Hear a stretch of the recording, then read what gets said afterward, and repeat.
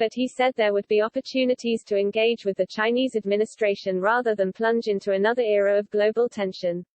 Speaking as he arrived at the NATO summit in Brussels, Mr. Johnson said, "I don't think anybody around the table today wants to descend into a new Cold War with China." He said, "People see challenges, but they also see opportunities." Ministers have been alarmed by the increasing muscularity of China's diplomacy, including a clampdown on human rights in Hong Kong.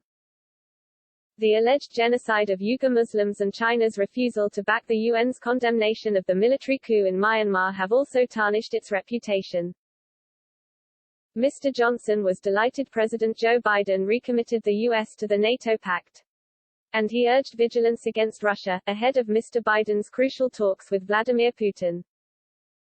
The PM said he was hopeful of improved relations, but called on Mr. Putin to change the way you behave. Mr. Johnson was expected to use the meeting to highlight the way the COVID crisis was exacerbated by security threats, including cyber attacks on healthcare systems of NATO members. He also backed the modernization program started by Secretary-General Jens Stoltenberg.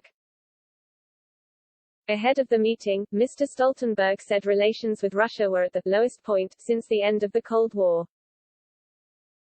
He told Times Radio, "We see attempts to meddle in our political democratic processes, to undermine the trust in our institutions and efforts to divide us.